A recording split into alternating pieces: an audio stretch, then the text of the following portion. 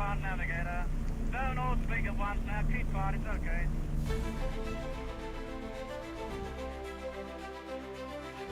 Over 6,000 men and women from the Caribbean joined the RAF during World War II, many of whom served as pilots, navigators, engineers and ground crew.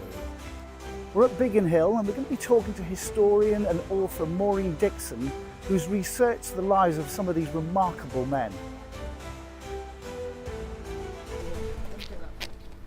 The Heritage Spitfire hangar at Biggin Hill is a remarkable tribute to aviation history.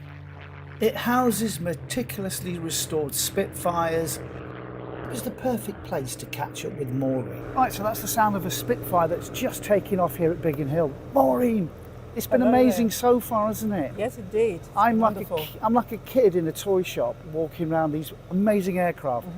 Let's talk about yourself and what inspired you to write that superb book of yours. So my thing was, why did my father have a ration book? And Britain was over there and Guyana was over here.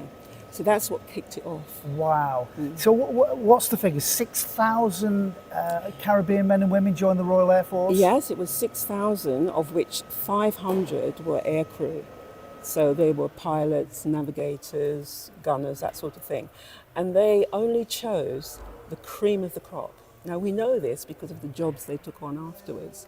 You know, there was 2 prime ministers, things. People like Cy Grant, who wrote loads of books and also was an actor, and he actually acted with Richard Burton and Joan Collins in a film called Sea Wife.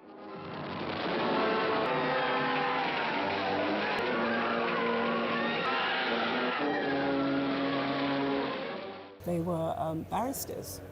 Ulrich Cross flew 80 sorties over Germany, and he's the most highly decorated Caribbean pilot. Wow. And now you went across the Caribbean to trace these stories. Yes. How long did it take you to do that then, Maureen? Well, my research altogether took 6 years. Wow. In and out doing bits and pieces, and I travelled about 4 times to the Caribbean. It's very little known that before the Americans came into the war, Trinidad was a sort of hub.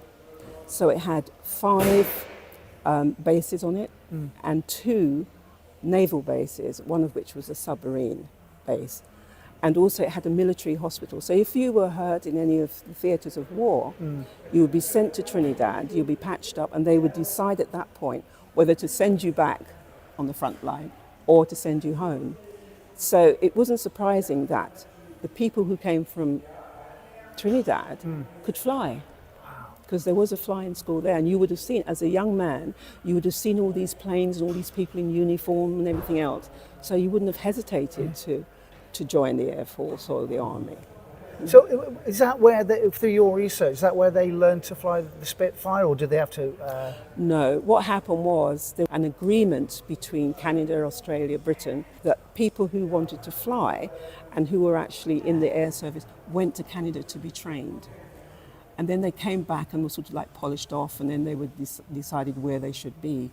And what they actually did was they'd have a special evening, and they'd have everybody in one room. So you'd have the navigator, you'd have the pilot, the gunner, whatever. And the pilot would go around and talk to everyone in every discipline that he needed to fly his Lancaster, for instance. And then he would choose. And for the Spitfire, that was slightly different, because they went through a slightly different process because they were flying on their own. Wow. How were they treated, Maureen? When they came into the UK, you've got predominantly white Royal Air Force then. Any difficulties when the pilots took to the air in the Spitfire? I found that the pilots and the people in general of the RAF don't really talk about that. It's more the Army. But the fact of the matter was that 1939 was very important. A, the war broke out. B, conscription was made, 18 to 41 chaps had to go. And also that was a period when King George VI had said, look, we need to go to the Caribbean and actually get some more people over here, because he was really afraid that he would lose the war, because he'd lost a lot of people in France and also in Battle of Britain. So although it was 1939 that the colour bar was taken down, it wasn't until 1941, 1942 that you actually see them being taken on and getting their wings and actually being able to fly. So there was a gap, although there was like 18 months or 2 years to actually train a pilot. Battle of Britain, they didn't have that long. They just needed to shove them out as quick as possible. So that's really what the situation was. And some of them say, yes, there was a lot of racism. I think it's a thing of, if there's one of you, it's okay. If there's more of you, then there seems to be a problem. Wow. Yeah. What happened to them when the war ended? Where did the pilots go? Any knowledge? Well, they were told that they could stay and that they could live here. I mean, why not? They had British passports, they spoke British, you know, they were told that Britain was the mother country. Why would they not join and fight, you know? So they felt that they could stay, but quite a lot of them was told, no, you have to go back home. And when they went back home, of course, they'd lost their jobs because they took the job of being a pilot or whatever here, so they'd lost their jobs over there. And they were used to different things also. We can't hide that. So they couldn't settle. So a lot of them suffered. Now, some of them were told, we'll give you a pension or we'll give you some land. Yeah. And they did have land, but it was way in the interior where it wasn't much good. So that's why a lot of them decided to come back on the Windrush, because there just wasn't any jobs for them. Arrivals at Tilbury. The Empire Windrush brings to Britain 500 Jamaicans. Many are ex-servicemen who know England. They served this country well. In Jamaica, they couldn't find work. Discouraged but full of hope, they sailed for Britain. Citizens of the British Empire coming to the mother country with good intent. And you wrote your book? Yes, indeed. And it's in Waterstones, I believe. So we'll put a link to the film where you can buy your book. Okay. Right, Maureen, I don't know about yourself, but I really enjoyed this morning. Yes, I did too. It's very informative, nice atmosphere. And it's always good to be able to see things in situ rather than just read about them, you know, so that was really good. I've never been near a Spitfire before. I've never seen one take off. I thought it was absolutely fantastic. Yes, that was great. I have seen one before, I must admit, but I've never seen it actually with people getting into it. I've seen it in the air as well, on a fly past at Bomber Command.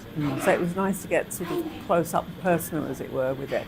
It was quite enjoyable. Brilliant. Let's go back to your book you wrote. The whole reason I started the book, apart from talking to my father, was because I felt passionate about the fact that there were so few people who knew that there were people of colour who actually fought in World War I and World War II. Yeah. And the book is not just a book of facts and figures, but actual people, actual stories of experiences that people had. So that's why it's really important.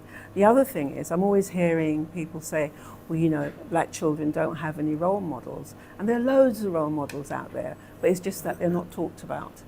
And this is the problem. And there's loads of role models, such as Ulrich Cross, for instance, you know, who flew 80 sorties over enemy territory. He was shot down 7 times. Wow. But he survived, you know, and became a judge. He became Attorney General afterwards.